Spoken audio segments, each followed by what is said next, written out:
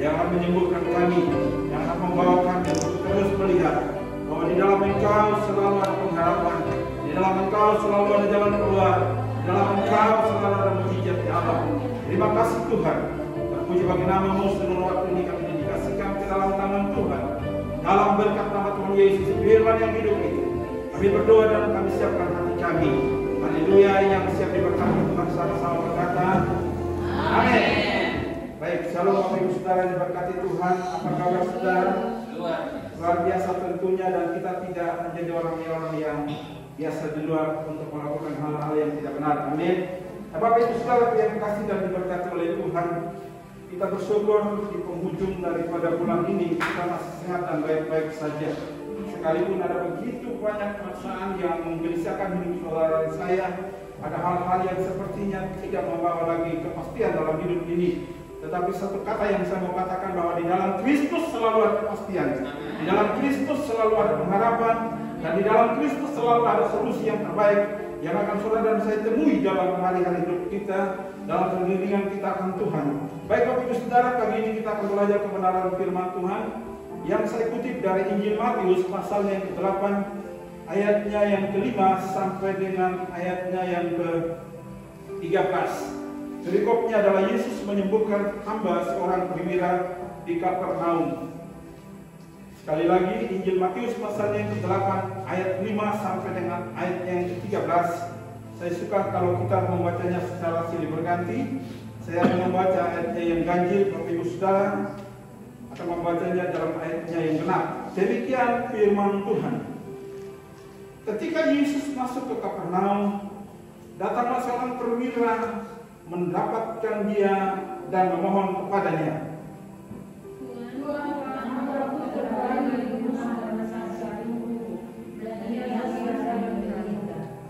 Yesus berkata kepadanya, aku akan datang menyembuhkannya.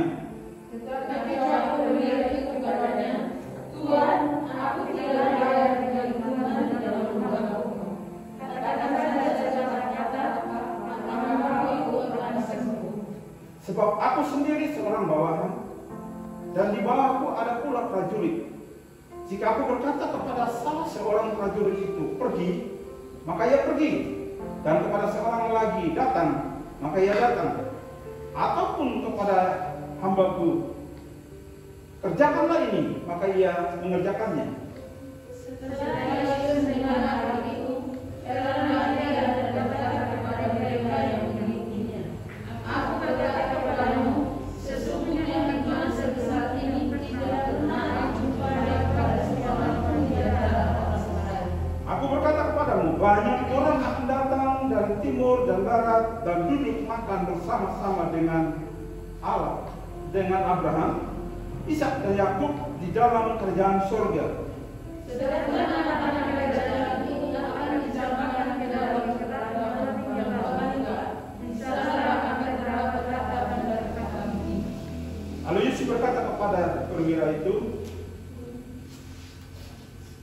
pulanglah dan jadilah kepadamu seperti yang kau percaya. Maka pada saat itu juga sembuhlah hambanya. Katakan sepatah kata. Katakan sepatah kata apa yang dikatakan oleh prajurit itu, saudara. Oleh perwira itu kepada Yesus ketika dia berjumpa dengan Tuhan Yesus. Dalam pembacaan kita, ceritanya seorang perwira punya hamba yang sakit dan dia datang meminta pertolongan kepada Tuhan Yesus. Dan dia berkata, Tuhan Yesus bilang Tuhan akan datang untuk menyembuhkannya. Tetapi kata perwira itu, katakan saja sepatah kata maka hambaku itu akan sembuh. Lalu dalam ayat yang ke-13 Yesus berkata, jadilah kepadamu seperti yang engkau percaya. Bapak Ibu Saudaraku yang dikasihi dan diberkati oleh Tuhan, orang percaya adalah orang yang dipilih oleh Tuhan, orang-orang yang menyerahkan hidupnya kepada Tuhan. Antara percaya dan mengenal Tuhan adalah satu kata yang memang agak beda, saudara. Percaya itu orang belajar untuk sungguh-sungguh menyerahkan seluruh keberadaannya kepada Tuhan. Tetapi pengenalan kita akan Tuhan itu akan menyebabkan bagaimana kita berserah total kepada Allah. Nah, saudara yang dikasih dan diberkati oleh Tuhan, tema kecil saya hari ini adalah katakan saja sepatah kata. dari pernyataan ini Bapak Ibu Saudara, sang perwira ini begitu meyakini bahwa Yesus sanggup melakukan hal yang tidak bisa dikerjakan oleh manusia. Perwira ini berpengharapan, perwira ini sangat mempercayai bahwa pernyataan atau perkataan yang keluar dari mulut bibir daripada Yesus adalah perkataan yang hidup, perkataan yang berkuasa.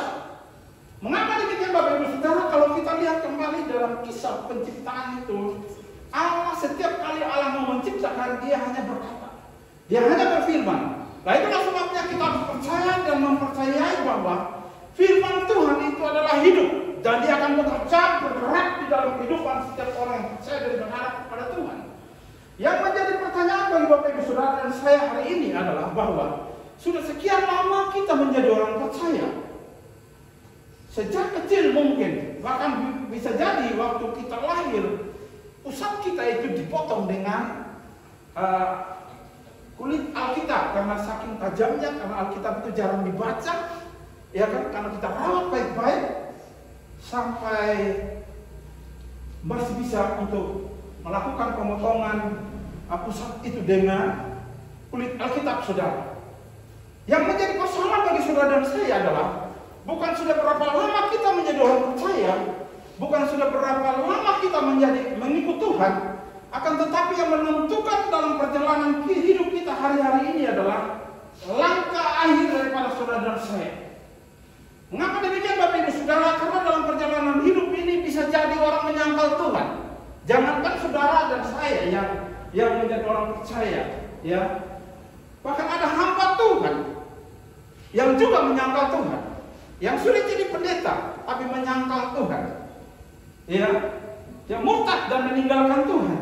Nah Bapak Ibu Saudaraku yang dikasih dan diberkati oleh Tuhan, pernyataan daripada sang perwira ini mau membawa kita untuk melihat bahwa sebenarnya pengharapan di dalam Kristus itu adalah pengharapan yang pasti. Sekalipun apa yang saudara dan saya sedang alami hari-hari ini, sepertinya kita menghadapi jalan yang buntu, sepertinya tidak ada harapan untuk kita bisa melewati situasi itu. Tetapi kabar baiknya, jika saudara dan saya mengalami perjumpaan dengan Kristus secara pribadi, maka di situ ada pengharapan. Amin. Nah, Bapak Ibu Saudaraku yang dikasih dan diberkati oleh Tuhan, saya minta tolong dibuka dalam Ibrani 10 ayatnya yang ke-38. Ibrani 10 ayatnya yang ke-38.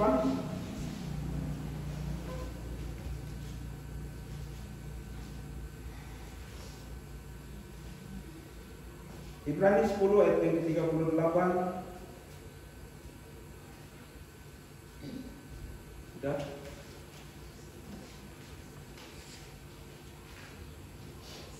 Ya, itu dikatakan seperti ini. Tetapi orang itu yang benar akan hidup oleh iman.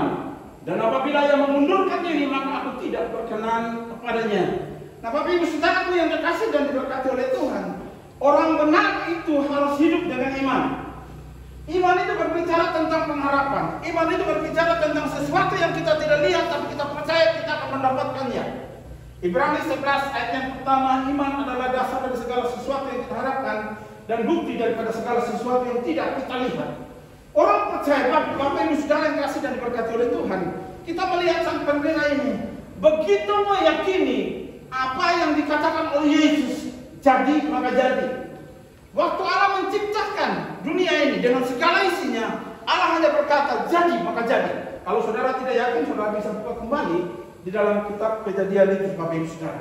Nah, saudaraku yang dikasih dan diberkati oleh Tuhan, orang benar, orang yang sungguh-sungguh hidup di dalam iman, percaya dan pengharapannya kepada Allah, sekalipun dia melihat segala sesuatu itu dengan kasat mata, secara nyata, tidak mungkin terjadi. Tetapi di dalam Kristus Yesus, mujizat itu masih terjadi sampai hari ini. Hal-hal yang tidak bisa kita kerjakan, itu Allah akan kerjakan dalam hidup kita, saudara. Nah, oleh karena itu Bapak Ibu Saudaraku yang dikasih dan diberkati oleh Tuhan, kalau sang perwira ini berani berkata kepada Yesus, katakanlah sepatah kata, katakanlah sesaja, engkau tidak usah pergi, cukup engkau berkata saja, maka hamba-Mu itu akan sembuh. Dan apa yang kita lihat Bapak Ibu Saudara yang dikasih dan diberkati Tuhan, dalam perenungan kita, dalam pembacaan kita, hal itu sungguh-sungguh terjadi. Mengapa demikian? Karena iman daripada sang perwira ini mendobrak kekuatan kuasa Tuhan. Waktu Yesus berkata, jadilah seperti apa yang kau percayai. Seketika itu juga hambanya menjadi sembuh. Kebenaran firman Tuhan berkata seperti itu. Hal yang kedua, Bapak Ibu Saudaraku yang dikasih dan diberkati Tuhan.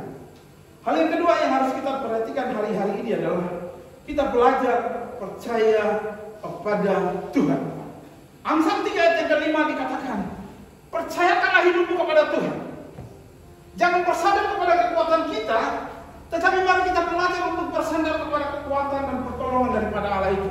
Karena waktu kita bersandar kepada kekuatan kita, kepada orang-orang yang ada di sekitar kita, kita akan bisa kecewa, saudara. Karena waktu kita tidak mendapatkan apa yang kita harapkan, maka kita akan menjadi kecewa. Nah, oleh karena itu, Bapak Ibu Saudaraku yang dikasih dan diberkati oleh Tuhan, mari kita belajar untuk tidak memandang atau untuk tidak kita mengandalkan pengertian kita, tetapi kita belajar untuk mengandalkan hikmat daripada Tuhan. Belajar untuk mempercayakan hidup kita kepada Tuhan, karena Dia tidak pernah salah menetapkan langkah-langkah hidup Bapak Ibu Saudara dan saya. Ada pujian yang berkata seperti ini, Bapak Ibu Saudaraku yang dikasih dan diberkati Tuhan. Tuhan menetapkan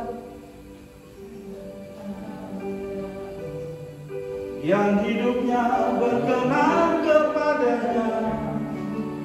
Apabila dia jatuh, tak sampai tergeletak, sebab Tuhan menopang tangannya. Katakan tangannya, tangannya, tangannya, sebab Tuhan menopang tangannya.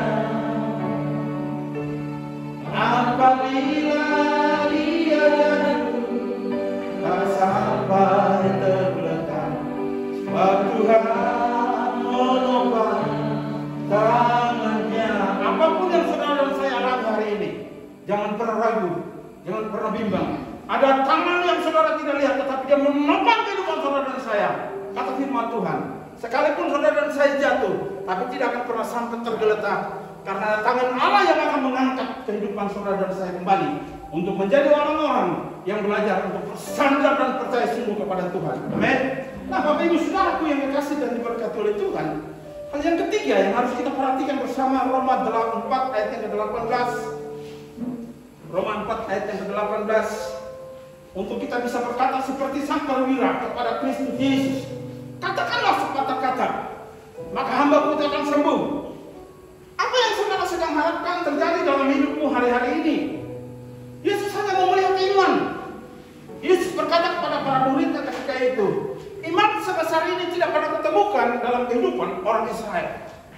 Bapak Ibu Saudaraku yang dikasih dan diberkati oleh Tuhan, mari kita waspada dalam menjalani hari-hari hidup kita. Jangan sampai kita yang sudah dahulu dipanggil, ya, jangan sampai kita yang sudah dahulu terpilih, kita akan menjadi yang terbelakang. Jangan sampai dikatakan bahwa banyak yang terpanggil tapi sedikit yang terpilih. Masa-masa ini adalah masa-masa penyaringan, Bapak Ibu Saudara. Demikian firman Tuhan, sebab sekalipun tidak ada dasar, ya, sebab sekalipun tidak ada dasar untuk berharap, namun Abraham berharap juga dan percaya bahwa ia akan menjadi bapa banyak bangsa. Menurut yang difirmankan, demikianlah banyaknya nanti keturunanmu. Bapak Ibu Saudaraku yang dikasih dan diberkati oleh Tuhan, dalam perjalanan hidup kita, pengiringan kita akan Tuhan, sekalipun di depan sana sepertinya tidak ada lagi harapan, kebenaran firman Tuhan mencatat bahwa Abraham ketika Allah menjanjikan dia untuk mendapatkan keturunan dalam masa-masa yang sudah tidak mungkin menurut ilmu medis. Sarah demikian pula. Dan itu sebabnya, tetapi Alkitab berkata dia tetap berharap karena dia mempercayai pernyataan Tuhan. Ada begitu banyak pengalaman-pengalaman bapak-bapak iman kita. Abraham, ya, waktu dia dipanggil untuk meninggalkan keluarganya. Nuh, waktu Allah menyuruh dia untuk membuat bahtera. Musa, waktu Allah memerintahkan dia membawa keluar bangsa Israel dari Mesir. Yosua, waktu mereka menyeberang Sungai Yordan. Betapa tidak demikian Bapak Ibu Saudaraku yang dikasih dan diberkati oleh Tuhan. Ini merupakan contoh-contoh iman. Sekalipun kenyataan itu tidak mungkin bagi mereka, tetapi ketika melangkah kaki daripada para imam itu, menjejakkan kaki mereka ke tepi sungai itu. Sungai itu merebak. Ketika mereka menyeberang sungai Yordan, Bapak Ibu Saudara. Mengapa demikian? Mengapa mereka berani melakukan apa yang dikatakan oleh Tuhan? Satu kata yang saya mau katakan. Karena mereka belajar mempercayai apa kata Tuhan. Kalau ada kebimbangan, keraguan dalam hidup saudara dan saya hari-hari ini, mari kita belajar untuk mengoreksi kembali. Bagaimana hubungan kita dengan Tuhan hari-hari ini? Masihkah kita merindukan Tuhan? Masihkah kita senantiasa ada di dalam hadirat Allah? Ataukah kita ketika kita sudah ada di dalam zona yang nyaman, hadirat Tuhan itu tidak terlalu penting? Yang penting hari-hari ini adalah drakor, drama Korea, ya kan? Yang penting hari-hari ini adalah TikTok, ya, yang menyenangkan daging kita. Tetapi hadirat Allah itu, Bapak Ibu Saudara yang saya kasih dan diberkati oleh Tuhan, saya mau berkata, hadirat Tuhan itu sangat murah dan bisa kita nikmati kalau kita punya hati untuk mau ada di dalam hadiratnya. Caranya adalah kita menghadirkan Tuhan, menyembah Dia. Hadirkan Dia di dalam hidup saudara dan saya, dalam kerja kita, dalam hari-hari hidup kita. Nah, itulah sebabnya Alkitab berkata tadi, sekalipun tidak ada harapan bagi Abraham untuk memiliki keturunan, tetapi dia belajar untuk mempercayai apa kata Tuhan. Belajar untuk mempercayai apa kata Tuhan. Terkadang kita lebih suka mendengar apa kata orang, saudara. Iya, waktu saudara sakit, ada orang bilang begini, di sana ada dukun yang paling bagus. Di sana ada orang hebat. Di sana ada orang kuat yang bisa menolong. Nah, Bapak Ibu Saudara, beberapa waktu yang lalu ponakan saya itu kehilangan HP. Waktu dia sedang kerja, dia lupa HP-nya di depan, karena hujan dia masuk ke dalam. Begitu keluar lagi HP-nya tidak ada. Terus dia cari, Bapak Ibu Saudara. Hati-hati dengan persekutuan doa. Datanglah dia kepada pendoa itu. Dan pendoa itu bilang begini, ada, HP-nya ada di sana. 2 hari lagi dia akan kembalikan. Sampai hari ini HP itu tidak dikembalikan, saudara.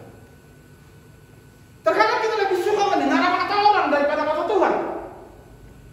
Terkadang kita lebih bersemangat mendengarkan cerita orang daripada cerita kebenaran firman Tuhan. Akan tetapi perjumpaan sang perwira ini membawa perubahan dalam kehidupannya. Waktu dia berjumpa dengan Yesus, dia hanya berkata, katakan saja sepatah kata, maka hambaku itu akan sembuh. Mari kita sama-sama membangkitkan iman, percaya dan pengharapan kita kepada Tuhan. Dengan meyakini kebenaran firman Tuhan, apa yang dikatakan kebenaran firman Tuhan itu akan sungguh terjadi dalam hidup Bapak Ibu Saudara dan saya. Yang percaya katakan amin. Itulah sebabnya tidak ada alasan bagi saudara dan saya untuk tidak berharap kepada Tuhan. Karena kalau kita berharap kepada dunia, kita berharap kepada apa yang kita punya hari-hari ini, saya mau bilang itu semu. Di dunia ini tidak ada tempat yang paling aman. Yang paling aman itu ketika saudara ada di hadirat Allah. Itulah sebabnya Daud berkata, ketenangan hanya ada di dalam Tuhan. Dia tidak temukan dalam kekuatan kuasanya. Dalam kerajaannya dia tidak temukan itu. Tetapi dia bisa temukan itu, ketenangan yang sejati itu ada di dalam Kristus Yesus. Nah, Bapak Ibu Saudaraku yang dikasihi dan diberkati Tuhan, belajar percaya sekalipun itu tidak mungkin. Itu merupakan hal yang memang sukar untuk kita kerjakan. Tetapi ajakan daripada kebenaran firman Tuhan hari ini, dari bagian ayat firman Tuhan yang dalam ayat yang ke-13 dikatakan, lalu Yesus berkata kepada perwira itu, pulanglah dan jadilah kepadamu seperti yang engkau percayai. Maka pada saat itu juga sembuhlah hambanya. Konektivitas hubungan antara iman daripada sang perwira ini menimbulkan kekuatan kuasa Tuhan bekerja kepada hambanya yang sakit itu. Yang menjadi persoalan dan pertanyaan bagi saudara dan saya hari-hari ini, waktu kita mengalami pergumulan dalam hidup ini, waktu kita sedang mengalami proses dalam hidup ini, bagaimana hubungan kita dengan Tuhan hari-hari ini? Masihkah kita merindukan Dia di dalam hari-hari hidup kita? Masihkah kita menghadirkan Dia dalam sepanjang perjalanan hidup ini? Ataukah kita melihat kenyataan? Tak mungkin, dan tak mungkin. Mungkin saudara bisa berkata, Ya kalau kita berdoa, tapi sampai hari ini saya belum mendapatkan jawaban itu. Kabar baiknya bagi Bapak Ibu Saudara, kalau saudara suka apa yang dinikmati oleh Zakaria dalam Injil Lukas pasal yang kedua. Ketika Zakaria ada di hadirat Allah, ketika dia sedang mempersembahkan korban persembahan kepada Tuhan, secara sontak, suddenly, tiba-tiba malaikat Tuhan datang kepadanya dan berkata, Zakaria, istrimu Elisabet sedang mengandung, dan tahun depan dia akan melahirkan seorang anak laki-laki, dan hendaklah engkau menamai dia Yohanes. Ketika itu Zakaria kaget. Dia sudah lupa apa yang diminta kepada Tuhan.